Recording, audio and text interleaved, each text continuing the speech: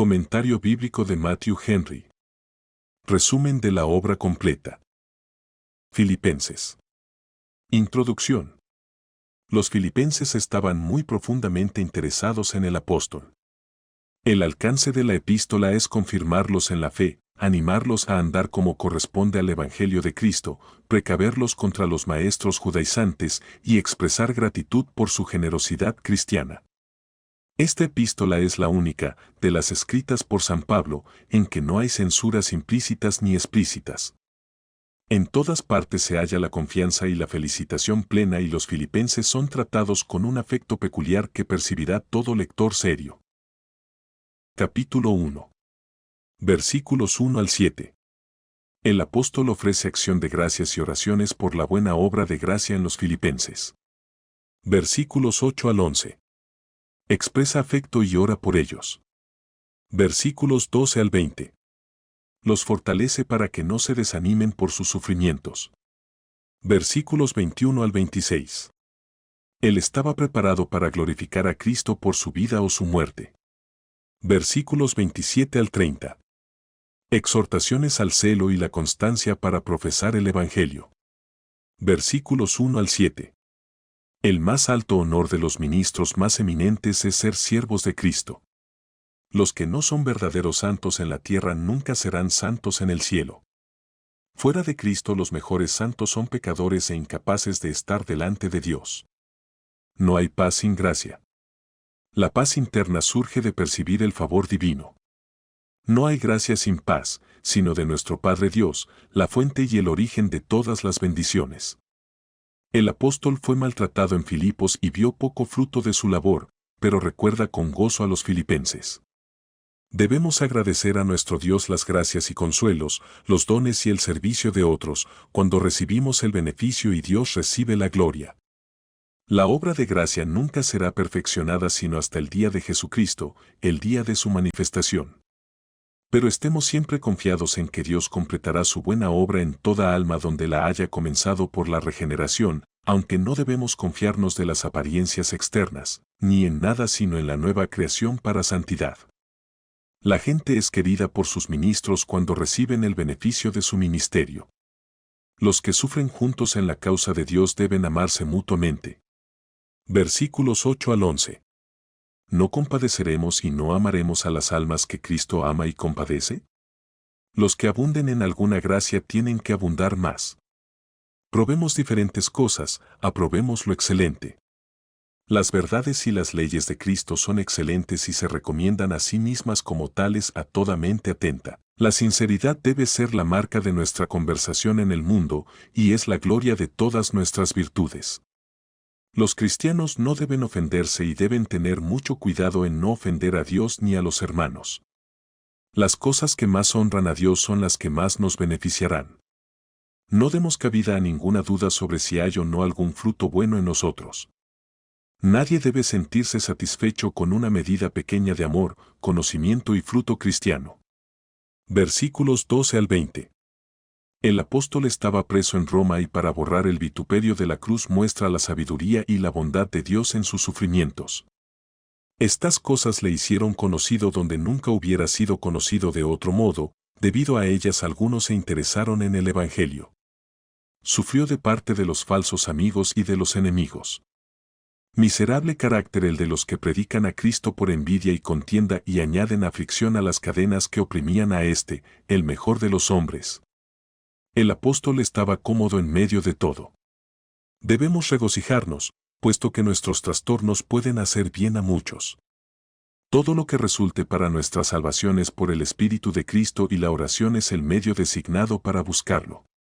Nuestras expectativas y esperanzas más fervientes no deben ser lograr que nos honren los hombres ni escapar de la cruz, sino ser sustentado en medio de la tentación, el desprecio y la aflicción. Dejemos a Cristo la manera en que nos hará útiles para su gloria, ya sea por labores o sufrimientos, por diligencia o paciencia, por vivir para su honra trabajando para Él o morir para su honra sufriendo por Él.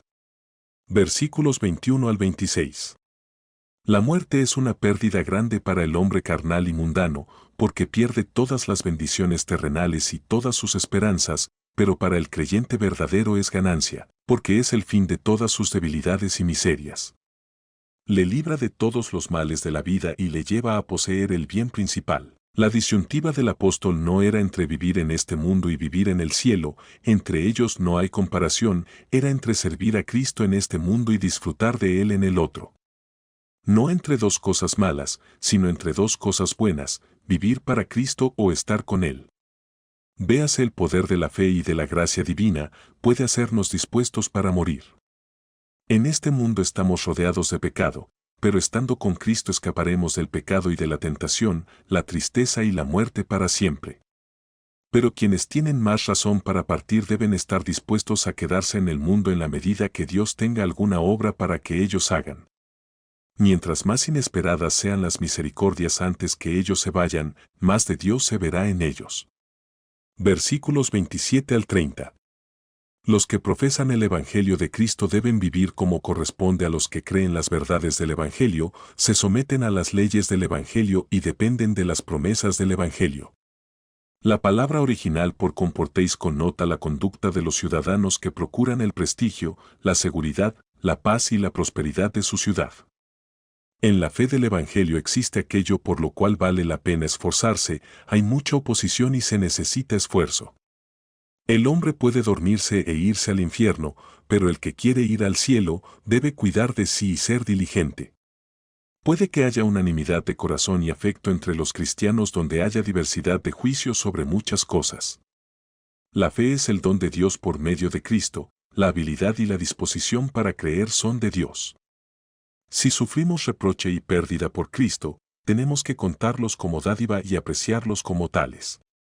Pero la salvación no debe atribuirse a las aflicciones corporales, como si las aflicciones y las persecuciones mundanas la hicieran merecer. La salvación es únicamente de Dios, la fe y la paciencia son sus dádivas. Capítulo 2. Versículos 1 al 4. Exhortación a mostrar un espíritu y conducta amable y humilde. Versículos 5 al 11. El ejemplo de Cristo. Versículos 12 al 18. La diligencia en los asuntos de la salvación y ser ejemplos para el mundo. Versículos 19 al 30. El propósito del apóstol de visitar Filipos. Versículos 1 al 4. Estas son otras exhortaciones a los deberes cristianos, a la unanimidad, a la humildad, conforme al ejemplo del Señor Jesús. La bondad es la ley del reino de Cristo, la lección de su escuela, el uniforme de su familia. Se mencionan diversos motivos para el amor fraternal. Si esperáis o experimentáis el beneficio de las compasiones de Dios para sí mismo, sed compasivos unos con otros. Es el gozo de los ministros ver la unanimidad de su gente. Cristo vino a hacernos humildes para que no haya entre nosotros espíritu de orgullo. Debemos ser severos con nuestras propias faltas y rápidos para observar nuestros defectos, pero estar dispuestos para favorecer con concesiones al prójimo. Debemos cuidar bondadosamente a los demás y no meternos en asuntos ajenos. No se puede disfrutar de paz interior ni exterior sin humildad. Versículos 5 al 11. El ejemplo de nuestro Señor Jesucristo es puesto ante nosotros. Debemos parecernos a Él en su vida si deseamos el beneficio de su muerte. Fijémonos en las dos naturalezas de Cristo, su naturaleza divina y la humana. Siendo en la forma de Dios, participó de la naturaleza divina como el eterno Hijo unigénito de Dios, Juan capítulo 1, verso 1, y no estimó que fuera usurpación ser igual a Dios y recibir la adoración de los hombres que corresponde a la divinidad. Su naturaleza humana, en ella se hizo como nosotros en todo excepto el pecado. Así, humillado, por su propia voluntad, descendió de la gloria que tenía con el Padre desde antes que el mundo fuese. Se comentan los dos estados de Cristo, el de humillación y el de exaltación. Cristo no solo asumió la semejanza y el estilo o forma de hombre, sino el de uno de estado humilde, no se manifestó con esplendor. Toda su vida fue una vida de pobreza y sufrimientos, pero el paso más bajo fue morir la muerte de cruz, la muerte de un malhechor y de un esclavo, expuesto al odio y burla del público. La exaltación fue de la naturaleza humana de Cristo, en unión con la divina. Todos deben rendir homenaje solemne al nombre de Jesús, no al solo sonido de la palabra, sino a la autoridad de Jesús. Confesar que Jesucristo es el Señor es para la gloria de Dios Padre, porque es su voluntad que todos los hombres honren al Hijo como honran al Padre. Juan capítulo 5, verso 23. Aquí vemos tales motivos para el amor que se niega a sí mismo, que ninguna otra cosa podría suplir. ¿Amamos y obedecemos así al Hijo de Dios? Versículos 12 al 18. Debemos ser diligentes en el uso de todos los medios que llevan a nuestra salvación, perseverando en ellos hasta el fin, con mucho cuidado, no sea que con todas nuestras ventajas no lleguemos. Ocupaos en vuestra salvación, porque es Dios quien obra en vosotros. Esto nos anima a hacer lo más que podamos, porque nuestro trabajo no será en vano, aún debemos depender de la gracia de Dios. La obra de la gracia de Dios en nosotros es vivificar y comprometer nuestros esfuerzos. La buena voluntad de Dios para nosotros es la causa de su buena obra en nosotros. Cumplid vuestro deber sin murmuraciones. Cumplidlo y no le atribuyáis defectos. Preocupaos de vuestro trabajo y no lo hagáis motivo de contienda. Sed apacibles, no deis ocasión justa de ofensa. Los hijos de Dios deben distinguirse de los hijos de los hombres. Mientras más perversos sean nosotros, más cuidadosos debemos ser nosotros para mantenernos sin culpa e inocentes. La doctrina y el ejemplo coherente de los creyentes iluminará a otros y dirigirá su camino a Cristo y a la piedad, así como la luz del faro advierte a los marinos que eviten los escollos y dirige su rumbo al puerto. Tratemos de brillar así. El Evangelio es la palabra de vida, nos da a conocer la vida eterna por medio de Jesucristo. Correr connota fervor y vigor, seguir continuamente hacia adelante, esfuerzo, connota constancia y aplicación estrecha. La voluntad de Dios es que los creyentes estén con mucho regocijo, y los que estén tan felices por tener buenos ministros, tienen mucha razón para regocijarse con ellos. Versículos 19 al 30. Mejor es para nosotros cuando nuestro deber se nos hace natural. Por cierto, esto es sinceramente y no solo por pretensión, con corazón dispuesto y puntos de vista rectos. Nuestra tendencia es preferir nuestro propio mérito, comodidad y seguridad antes que la verdad, la santidad y el deber, pero Timoteo no era así. Pablo deseaba libertad no para darse placeres, sino para hacer el bien. Epafrodito estaba dispuesto a ir donde los filipenses para que fuera consolado con los que se habían condolido con él cuando estuvo enfermo. Parece que su enfermedad fue causada por la obra de Dios. El apóstol les pide que le amen más por esa razón. Es doblemente agradable que Dios restaure nuestras misericordias, después del gran peligro de perderlas, y esto debiera hacerlas mucho más valiosas.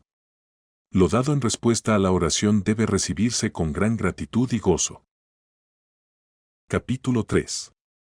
Versículos 1 al 11. El apóstol advierte a los filipenses contra los falsos maestros judaizantes y renuncia a sus propios privilegios anteriores. Versículos 12 al 21. Expresa el ferviente deseo de ser hallado en Cristo, además sigue adelante a la perfección y recomienda su propio ejemplo a otros creyentes. Versículos 1 al 11.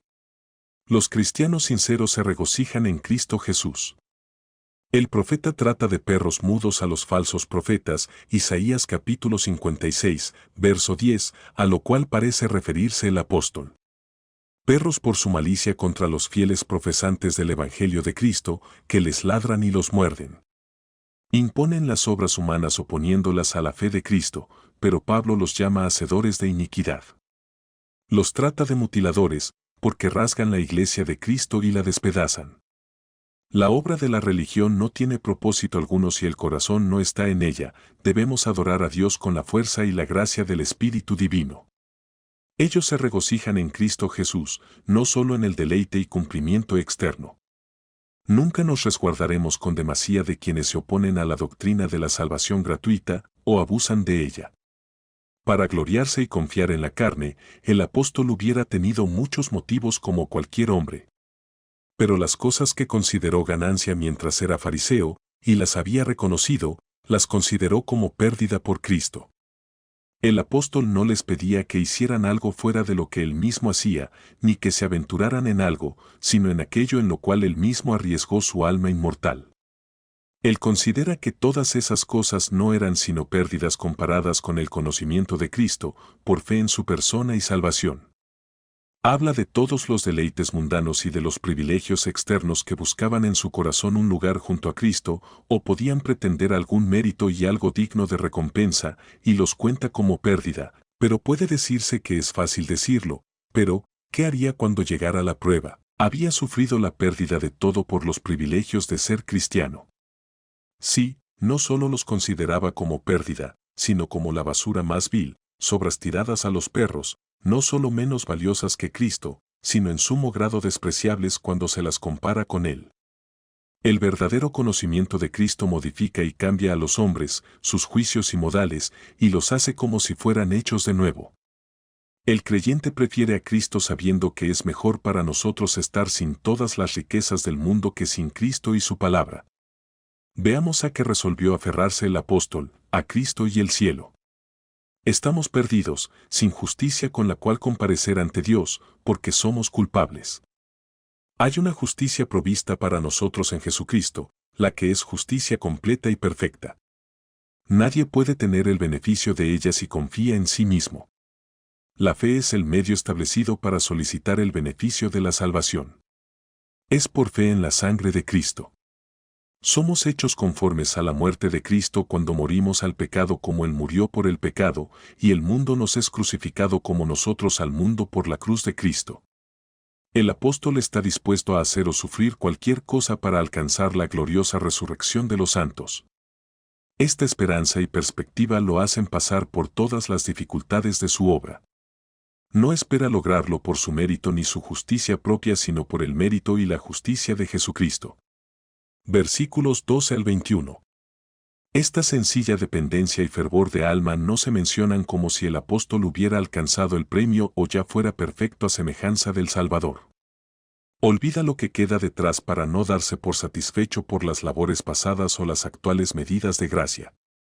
Se extiende adelante, prosigue hacia la meta, expresiones que demuestran gran interés por llegar a ser más y más como Cristo.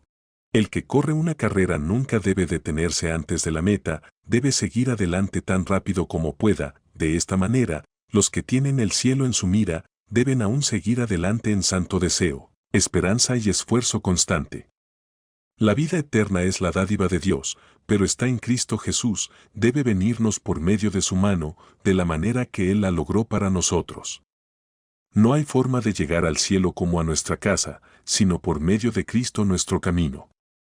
Los creyentes verdaderos, al buscar esta seguridad y al glorificarlo, buscarán más de cerca parecerse a Él en sus padecimientos y muerte, muriendo al pecado y crucificando la carne con sus pasiones y concupiscencias. En estas cosas hay una gran diferencia entre los cristianos verdaderos, pero todos conocen algo de ellas. Los creyentes hacen de Cristo su todo en todo y ponen sus corazones en el otro mundo. Si difieren unos de otros, y no tienen el mismo juicio en cuestiones menores, aún así, no deben juzgarse unos a otros, porque todos se reúnen ahora en Cristo y esperan reunirse en el cielo en breve. Que ellos se unan en todas las cosas grandes en que concuerden y esperen más luz en cuanto a las cosas menores en que difieren. A los enemigos de la cruz de Cristo no les importa nada, sino sus apetitos sensuales. El pecado es la vergüenza del pecador, especialmente cuando se glorían en eso. El camino de los que se ocupan de las cosas terrenales puede parecer agradable, pero la muerte y el infierno están al final.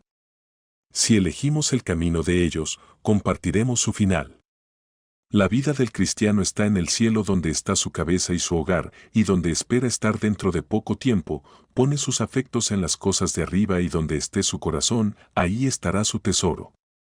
Hay gloria reservada para los cuerpos de los santos, gloria que se hará presente en la resurrección. Entonces el cuerpo será hecho glorioso, no solo resucitado a la vida, sino resucitado para mayor ventaja. Nótese el poder por el cual será efectuado este cambio. Estemos siempre preparados para la llegada de nuestro juez, esperando tener nuestros cuerpos viles cambiados por su poder todopoderoso, y recurriendo diariamente a Él para que haga una nueva creación de nuestras almas para la piedad, para que nos libre de nuestros enemigos y que emplee nuestros cuerpos y nuestras almas como instrumentos de justicia a su servicio. Capítulo 4. Versículo 1. El apóstol exhorta a los filipenses a estar firmes en el Señor. Versículos 2 al 9. Da instrucciones a algunos y a todos en general. Versículos 10 al 19. Expresa contento en toda situación de la vida. Versículos 20 al 23. Concluye orando a Dios Padre y con su bendición habitual. Versículo 1. La esperanza y la perspectiva creyente de la vida eterna deben afirmarnos y hacernos constantes en nuestra carrera cristiana. Hay diferencia de dones y gracias, pero estando renovados por el mismo Espíritu, somos hermanos. Estar firmes en el Señor es afirmarse en su fuerza y por su gracia. Versículos 2 al 9. Los creyentes sean unánimes y estén dispuestos a ayudarse mutuamente. Como el apóstol había hallado el beneficio de la asistencia de ellos, sabía cuán consolador sería para sus colaboradores tener la ayuda de otros. Procuremos asegurarnos que nuestros nombres estén escritos en el libro de la vida. El gozo en Dios es de gran importancia en la vida cristiana, es necesario llamar continuamente a ello a los cristianos. El gozo supera ampliamente todas las causas de pesar. Los enemigos deben darse cuenta de lo moderados que eran en cuanto a las cosas externas y con cuánta moderación sufrían las pérdidas y las dificultades. El día del juicio llegará pronto, con la plena redención de los creyentes y la destrucción de los impíos.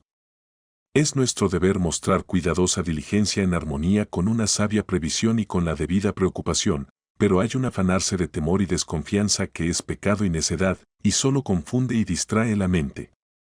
Como remedio contra la preocupación que confunde se recomienda la constancia en la oración. No solo los tiempos establecidos de oración, sino constancia en todo por medio de la oración.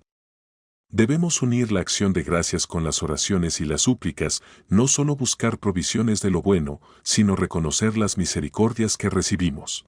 Dios no necesita que le digamos nuestras necesidades o deseos porque los conoce mejor que nosotros, pero quiere que le demostremos que valoramos su misericordia y sentimos que dependemos de Él. La paz con Dios, esa sensación consoladora de estar reconciliados con Dios y de tener parte de su favor y la esperanza de la bendición celestial, son un bien mucho más grande de lo que puede expresarse con plenitud. Esta paz mantendrá nuestros corazones y mentes en Jesucristo, nos impedirá pecar cuando estemos sometidos a tribulaciones y de hundirnos debajo de ellas, nos mantendrá calmos y con una satisfacción interior. Los creyentes tienen que conseguir y mantener un buen nombre, un nombre para todas las cosas con Dios y los hombres buenos. Debemos recorrer en todos los caminos de la virtud y permanecer en ellos, entonces, sea que nuestra alabanza sea o no de los hombres, será de Dios. El apóstol es un ejemplo. Su doctrina armonizaba con su vida. La manera de tener al Dios de paz con nosotros es mantenernos dedicados a nuestro deber. Todos nuestros privilegios y la salvación proceden de la misericordia gratuita de Dios, pero el goce de ellos depende de nuestra conducta santa y sincera. Estas son obras de Dios, pertenecientes a Dios, y a Él solo se deben atribuir y a nadie más, ni hombres, ni palabras ni obras. Versículos 10 al 19.